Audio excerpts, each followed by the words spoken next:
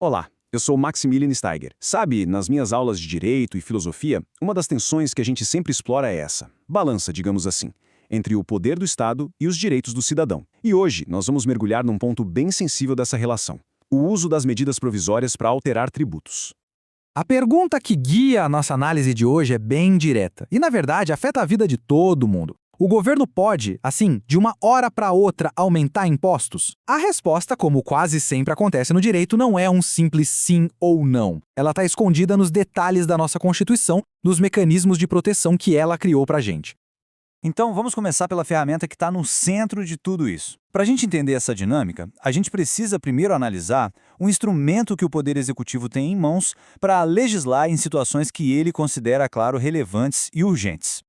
E essa ferramenta é a famosa medida provisória, a MP. Ela é um ato do presidente da República que já nasce com força de lei. Mas, atenção a esse detalhe, essa força é provisória. Para que a mudança se torne permanente, a MP precisa do aval, da aprovação do Congresso Nacional. E é bem importante notar que desde 2001, com a Emenda Constitucional 32, o uso de MP em matéria tributária deixou de ser uma exceção e virou uma possibilidade prevista na própria Constituição. Certo. Então, se de um lado a gente tem essa ferramenta de ação rápida do Estado, do outro lado a Constituição nos dá uma defesa, um princípio fundamental que serve para proteger quem paga os tributos. Essa defesa é o princípio da anterioridade. Pensem nele como um escudo mesmo, uma garantia contra surpresas fiscais. A regra é bem clara. A cobrança de um tributo, seja ele novo ou com aumento, não pode acontecer no mesmo ano em que a lei que o criou foi publicada. O objetivo disso é garantir previsibilidade, dar tempo para todo mundo conseguir se adaptar. Ok, vamos aprofundar um pouco. De um lado, a medida provisória, que é a ação do governo. Do outro, o princípio da anterioridade, que é a nossa proteção. Parece simples, né?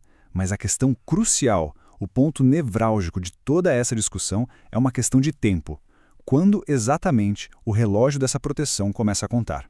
É bem aqui que o assunto fica mais complexo e, na minha opinião, mais interessante. Vamos analisar com calma esse detalhe do tempo, porque é ele que, no fim das contas, vai definir a eficácia real dessa garantia constitucional. E aqui está o pulo do gato. O que é fascinante é essa distinção sutil que a Constituição faz. Olhem bem, para os impostos, como o imposto de renda, o ITR, o prazo de proteção só começa a valer a partir da conversão da medida provisória em lei lá no Congresso. Ou seja, a proteção aqui é maior, exige a participação dos nossos representantes. Agora, para os outros tributos, como taxas, por exemplo, a história é bem diferente. O prazo já começa a contar na edição da MP pelo presidente. A mudança é muito mais rápida. O detalhe fundamental, portanto, é a diferença entre o momento da edição e o da conversão. Para essa distinção ficar bem clara, nada melhor do que um exemplo prático, que sempre ajuda a gente a visualizar. Vamos usar o ITR, o Imposto sobre a Propriedade Territorial Rural. Como ele é um imposto, ele se encaixa naquela regra de maior proteção.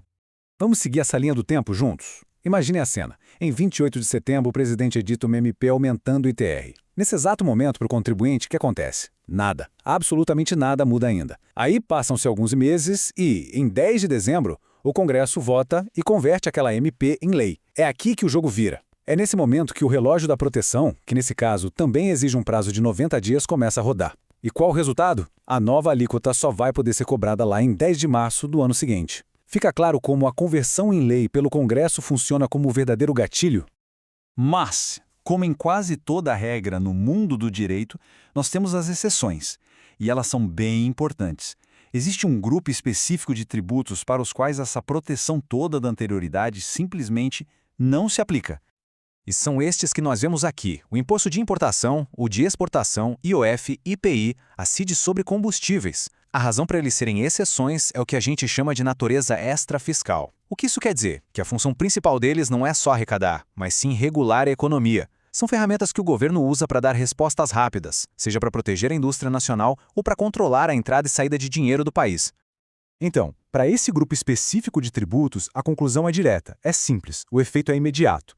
Uma medida provisória que altera as alíquotas deles entra em vigor assim que é publicada. Não tem que esperar o ano seguinte, não tem prazo de 90 dias, aqui a agilidade do Estado é máxima.